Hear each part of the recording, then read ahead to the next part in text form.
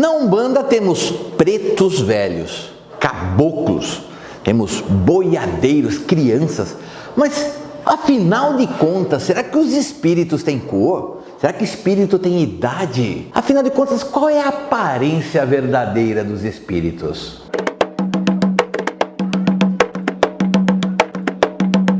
Um salve com muita alegria, família Mãe de Boa!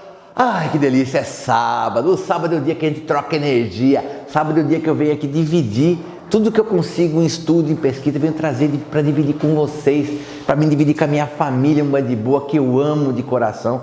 E eu peço a você que está assistindo esse vídeo nesse momento, que todo mal que esteja com você, que seja quebrado, destruído e caia por terra. E que você possa receber todas as bênçãos para você alcançar sua felicidade. Família, né, gente? A gente só quer o melhor da nossa família.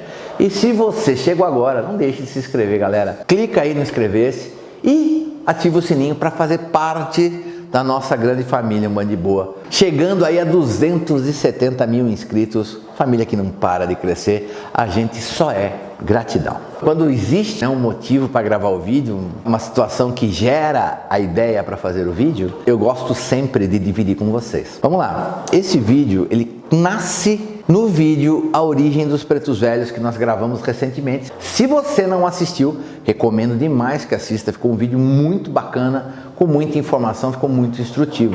E muita gente perguntando, porque a gente está falando muito de preto velho, muita gente perguntando, não, mas espírito tem cor, espírito tem raça, espírito tem idade, porque a gente está falando do preto, que é cor, e velho, que é idade, então as pessoas questionavam muito isso. Pegando carona nessa ideia, a gente não consegue esquecer uma fala extremamente infeliz do famoso espírita Divaldo Franco, espírita kardecista Divaldo Franco, que ele tem um áudio que tem, aliás, vários, é só o áudio, tá? Não é um vídeo, eu não consegui achar o vídeo pelo menos, onde ele fala, não existe preto velho, porque espírito não tem cor, espírito não tem idade. Bezerra de Menezes não é um branco velho. Então, você não tem cor, você não tem idade. Esse é um espírito atrasado, esse é um espírito ignorante que nós devemos orientar, que nós devemos ensinar. Essa fala que gerou uma repercussão na época gigantesca.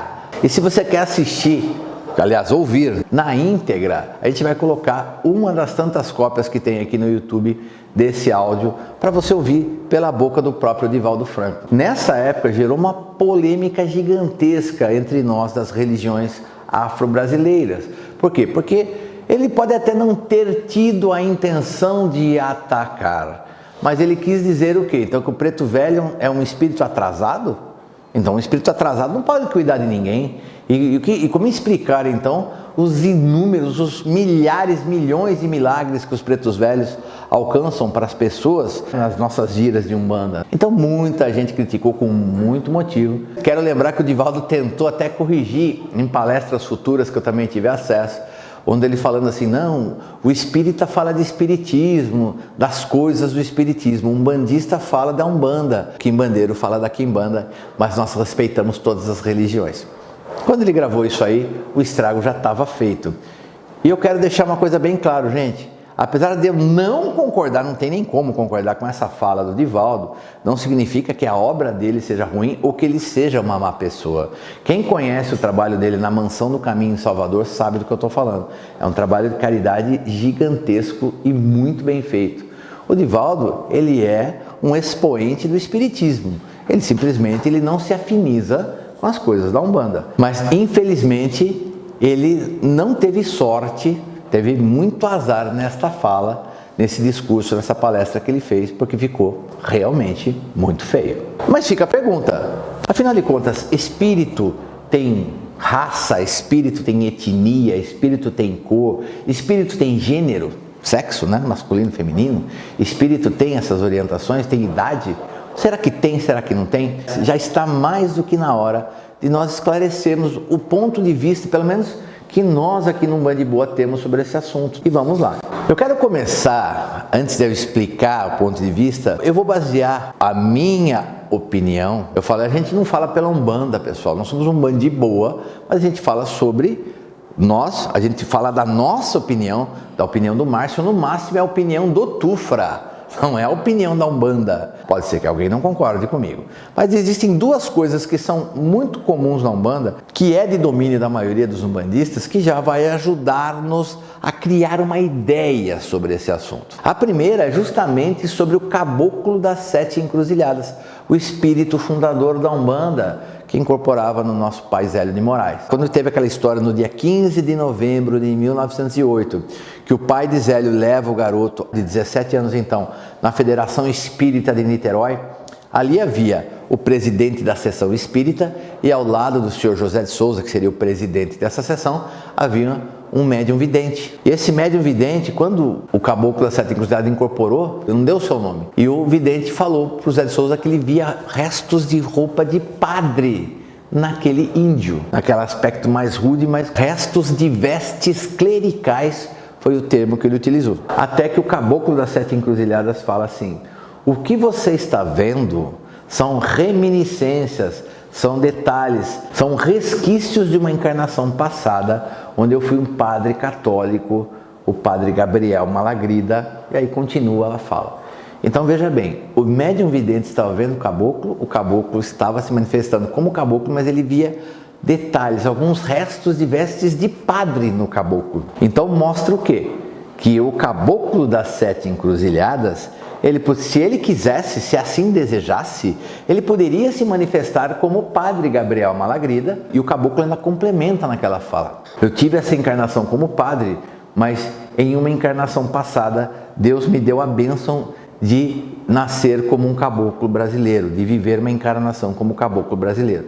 Então, ele preferiu, foi uma escolha dele usar a manifestação do caboclo para o trabalho que ele tinha que fazer. Porque o trabalho do Caboclo das Sete Encruzilhadas não foi só anunciar e trazer a Umbanda para a Terra, mas foi conglomerar, costurar todas as manifestações religiosas importantes existentes no Brasil numa única forma de culto. Então era uma coisa muito importante e ele preferiu usar a manifestação do caboclo. Então a gente já sabe que o Caboclo das Sete Encruzilhadas poderia usar a imagem de um padre ou a imagem de um índio. Continuando sobre o Caboclo das Sete Encruzilhadas, no livro de Leal de Souza, O Espiritismo, a Magia e as Sete Linhas de Umbanda, de 1933, Leal de Souza descreve que alguns videntes enxergam o caboclo raras vezes com uma túnica branca, com uma faixa escrito Caritas no peito, que seria uma manifestação mais como um mestre espiritual, mas que na esmagadora maioria das vezes ele era visto como um aspecto indígena, usando a vestimenta típica dos pajés silvícolas, né? Ou seja, tanga de plumas, tanga de penas. Ele era visto muito assim, o Caboclo das Sete Encruzilhadas. Então a gente já dá para entender, o Caboclo das Sete Encruzilhadas poderia se manifestar como padre, como esse espírito com túnica e a faixa Caritas, que significa caridade, e também como um caboclo só com roupa de caboclo, apenas com uma tanga de folhas, uma tanga de plumas, né? Como se fosse bem um índio, muito simples. Aí eu pergunto, só sobre o Caboclo das Sete Encruzilhadas, a gente já tem certo e realmente escrito historicamente 3 tipos de manifestações. Quantas formas mais o Caboclo das Sete Encruzilhadas poderia utilizar? Deixo essa pergunta para a gente responder depois. Quero ir para o nosso segundo exemplo muito conhecido na nossa Umbanda. É o caso do Zé Pilintra. O seu José Pilintra, ele é um caso único na Umbanda. Por quê, Márcio? Eu não estou entendendo. Nem todo mundo conhece. Aqui no estado de São Paulo, de onde eu falo, é muito natural que o Zé Pilintra se manifeste preferencialmente como malandro, na linha dos malandros, na linha da malandragem. É uma coisa que veio do Rio de Janeiro para nós. Mas ao redor do Brasil você vai encontrar até muitos terreiros aqui do estado de São Paulo. Zé Pilintra se manifestando como preto velho, Zé Pilintra se manifestando como baiano, Zé Pilintra se manifestando como boiadeiro, Zé Pilintra se manifestando como Exu, malandro. E já ouvi relatos de pessoas que conheceram manifestações de Zé Pilintra como caboclo e como marinheiro. O que eu quero que você entenda, cada linha de trabalho é uma energia diferente. O Zé Pilintra era o mesmo, mas o relato das pessoas, na maioria das vezes, ou o Zé Pilintra tem um chapéu de palha simples, com um lenço vermelho, uma camisa listrada ou quadriculada, ou ele está com o famoso terno, ou é preto inteiro ou é branco inteiro com detalhes vermelhos, ou ele pode ter uma roupa ainda diferente, um pouco diferente, dependendo da linha na qual ele se manifesta. Então vamos entender, o Zé Pilintra, o mesmo espírito, pode vir com várias roupagens ou várias aparências, que é aí que eu quero chegar. Então, o Zé Pilintra já está nos falando o quê? Detalhe, a gente vai encontrar algumas manifestações de Zé Pilintra muito jovem, muito forte, muito firme, galanteador. Você vai encontrar manifestações do Zé Pilintra mais velho, mais sábio, mais aconselhador. Isso, quem é da Umbanda já deve ter tido um mínimo de experiências desse tipo para entender que então um espírito pode se manifestar de diversas formas. Então você fala, Márcio, então você quer dizer então que o espírito realmente ele tem etnia, ele tem idade, ele tem sexo? Não foi bem o que eu quis dizer. Vamos entender um pouco mais? A gente já entendeu que o espírito pode escolher a forma de manifestação. Ele pode escolher. O que é que decide? O que é que define o quanto ele pode alterar a sua própria aparência, a sua própria imagem? É a evolução espiritual dele ou a capacidade de manipulação de energia que ele tem. Porque para alterar a própria imagem, ele tem que manipular a energia. Existem espíritos que conseguem manipular tão firmemente, com tanto poder, a energia, que eles conseguem inclusive copiar a imagem de outras pessoas. Existem relatos sobre isso também. Se são verdadeiros ou não, não sabemos. Mas existem alguns relatos em alguns livros sobre esse tipo de coisa. Então assim, de uma forma geral, o espírito pode escolher se ele vai se manifestar como uma criança, como um adulto, como um jovem, como um velho.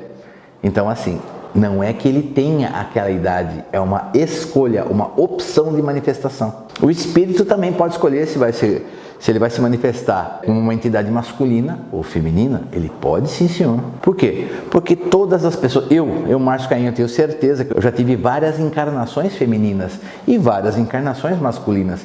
Nesta aqui, neste momento, eu tenho uma encarnação masculina. Não significa que o espírito tenha sexo, mas ele pode ter uma opção, uma escolha de manifestação, ok?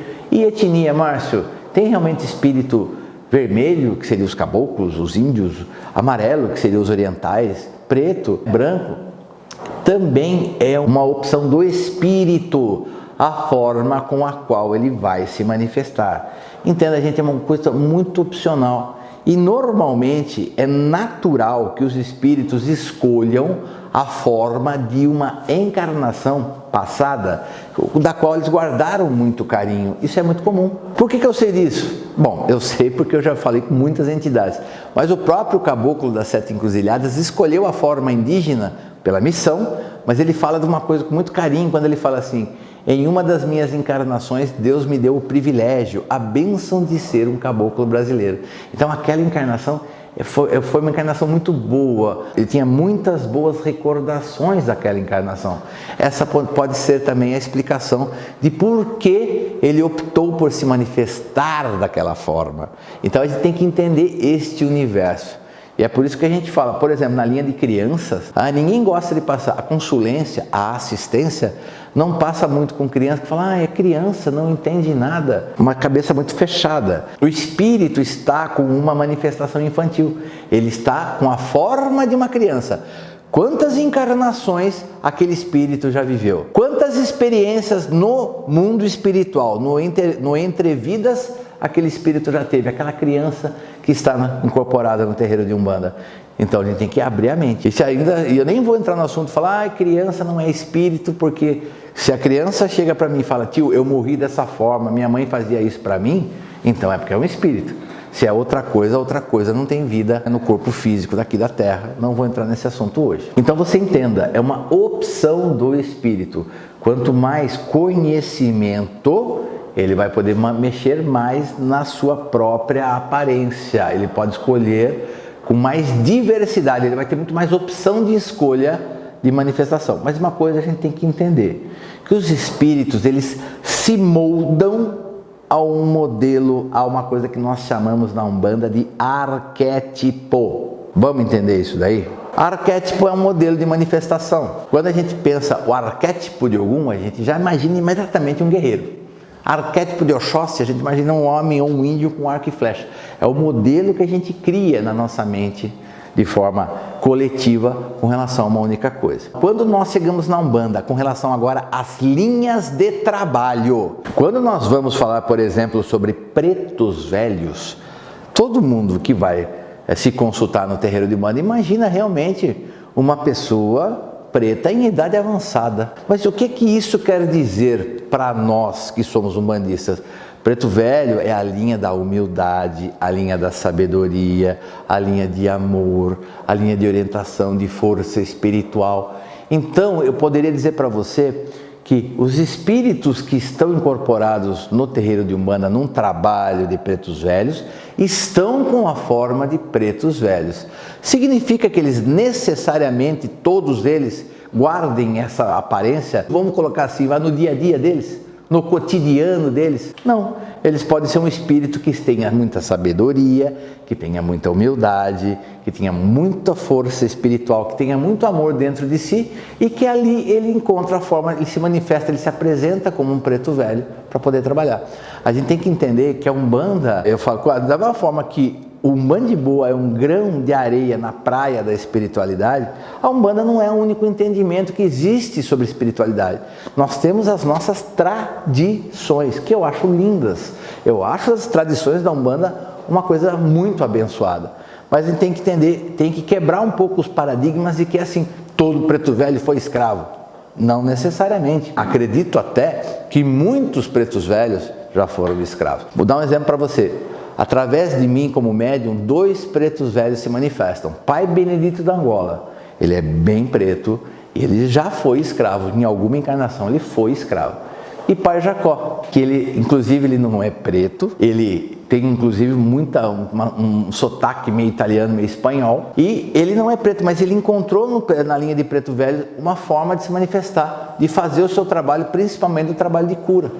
Então entenda, não existe uma única resposta para a mesma pergunta. Todo preto velho já foi preto? Não necessariamente. Todo caboclo já foi índio? Não necessariamente. O caboclo tem o perfil do quê? Do adulto, forte, guerreiro, que vai abrir os caminhos, que vai derrubar os obstáculos e vai alcançar seu objetivo, vai alcançar a vitória. Esse é o perfil da ideia do caboclo, o arquétipo de caboclo.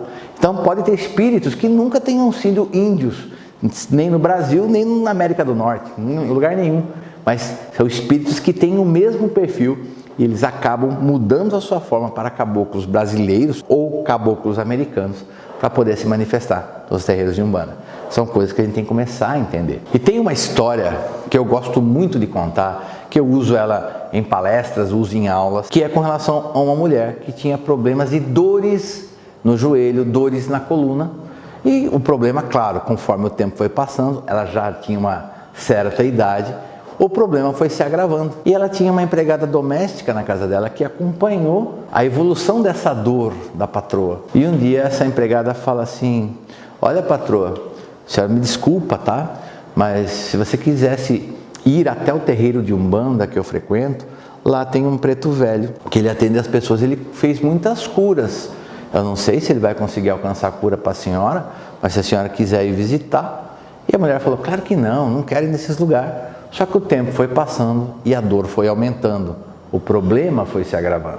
Até que um dia ela não aguentou mais, chamou a empregada e falou: olha, a gente pode ir lá, realmente estou com muita dor, eu quero conhecer o preto velho. E a empregada marca um dia com a senhora e leva ela até o terreiro, que a mulher já acha muito estranho, uma mulher que já tinha uma situação mais resolvida financeiramente, chega num terreiro de Umbanda muito simples, com bancos muito simples, pessoas muito simples, já se sentiu pouco confortável naquele local. Chegou a hora dela passar com o preto velho, que atendia pelo nome de Pai Tomé, conversou com ela, ouviu o problema dela, deu um passo nela, falou: filha, vou pedir para você fazer uma coisa, você vai pegar ovo e vai com um pouco de leite, vai bater no liquidificador com casca e tudo, no batedor de vocês, né? O preto velho falava. Bate com casca e tudo e bebe aquilo com casca e tudo. E a mulher falou: nossa, mas que horror! Quem que come? Quem que toma um negócio desse? Quem que vai tomar uma bebida com ovo, com casca, com tudo? Que coisa horrível! Ela não desrespeitou o preto velho, agradeceu e foi embora, mas não fez absolutamente nada do que o preto velho falou. O tempo passou e o problema piorando cada dia mais. Até que um dia uma amiga dela falou para ela assim: ai, minha amiga, eu tô indo num centro espírita que lá tem um mentor de cura e ele também faz muitas curas para as pessoas, você não quer ir até lá? E ela, com dor, falou: eu estou tentando qualquer coisa. E foi com uma amiga até o centro espírita. Chegando lá era um tal de Doutor Augusto, que era o mentor de cura daquele centro espírita. Ela chegou lá, viu os banquinhos melhores, umas pessoas numa condição de vida melhor, já se sentiu mais confortável. Chegou a hora dela passar com o Doutor Augusto. O Doutor Augusto falou: fala o seu problema, minha filha. Ela contou as dores, onde era, como eram as dores, quando aconteciam. Ele olhou, ele pegou um papel, uma caneta, escreveu uma receita para ela assim, destacou e deu na mão dela.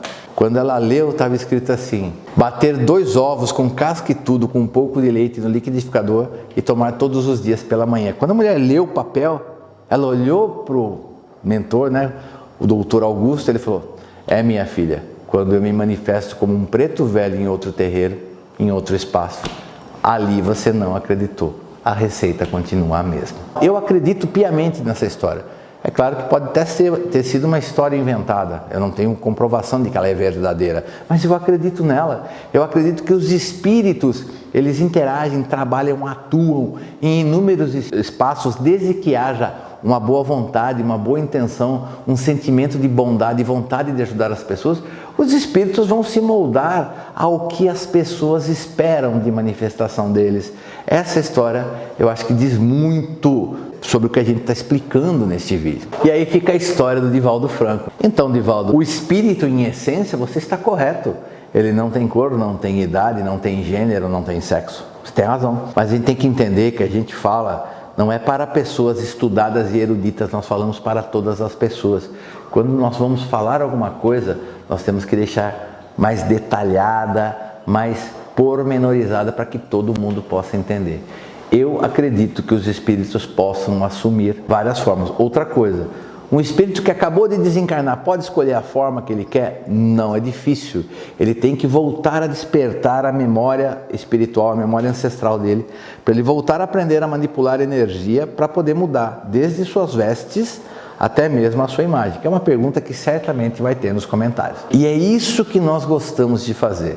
Dividir conhecimento, dividir estudos, pesquisas, dividir experiências, gente. Isso tudo que eu estou falando aqui, muita coisa vem de livros, muita coisa da minha própria experiência, da minha própria interação com entidades manifestadas em terreiros de Umbanda. Já ouvi falar inclusive de Exus que se manifestam em outros lugares como entidades extremamente elevadas. A gente tem que perder um pouco esse hábito de colocar rótulo, estereótipo em tudo. Exu é só Exu, Preto Velho é só Preto Velho.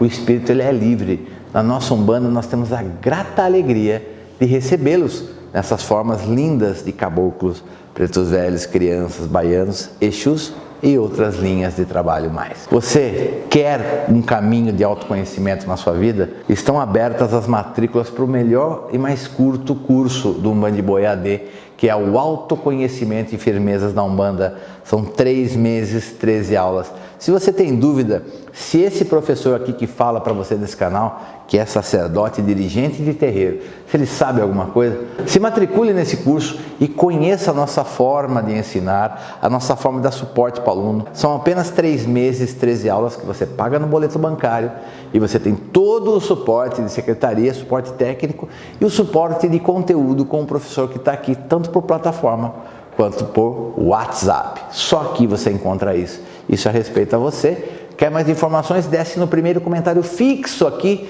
desse vídeo. Abriu o comentário, vai ter lá um comentário Umbanda Boa, vai ter um link. Você clica ali e será direcionado diretamente para o Sombra para fazer um curso que muda a sua forma de enxergar a si mesmo, muda a sua forma de se entender e de se relacionar com o mundo para uma vida muito feliz e muito melhor, e vai ensinar tudo sobre velas, sobre banhos, sobre ervas, sobre firmezas e oferendas para os orixás, tudo de forma prática. Você vai adorar o curso, eu tenho certeza. Você sabe o que eu quero? Eu quero que você fique de boa. Salve meu Pai Oxalá, salve sua força e sua banda. Meu Pai, hoje eu quero que você abençoe a todos os bons espíritos, infalivelmente, que todos os espíritos que trabalham de alguma forma para melhorar a vida das pessoas encarnadas na Terra, ou mesmo que dão suporte ou que colaboram para a melhoria de outros espíritos no plano espiritual, que todos esses espíritos recebam sua bênção, seu axé mais intenso, para que possam ter ainda mais poder, luz e sabedoria para continuar esse trabalho. Pai, abençoa as linhas de Umbanda, abençoa os umbandistas, as linhas de Umbanda para que possam continuar trabalhando, ajudando, cooperando, curando e libertando as pessoas nos terreiros. Os umbandistas para que possam despertar a sua verdadeira consciência e entendam cada vez mais profundamente a espiritualidade. E eu sei que se a gente estudar por inúmeras décadas, tenho certeza que pouca coisa ainda saberemos, mas aos poucos, despertando o conhecimento, respeitando a espiritualidade, estando disponível para a espiritualidade superior como médiuns, poderemos sim aprender, crescer e levar esse conhecimento a todas as pessoas. Por fim, meu Pai, tanto vós como todas as linhas de trabalho da Umbanda, que abençoem a pessoa que assiste esse vídeo com saúde, proteção, paz, luz e prosperidade. De verdade, a forma do espírito, a gente gosta que seja caboclo, preto velho, o Exu, mas o que importa é o que ele faz, não é a aparência dele. Que Oxalá abençoe a todos e até a próxima.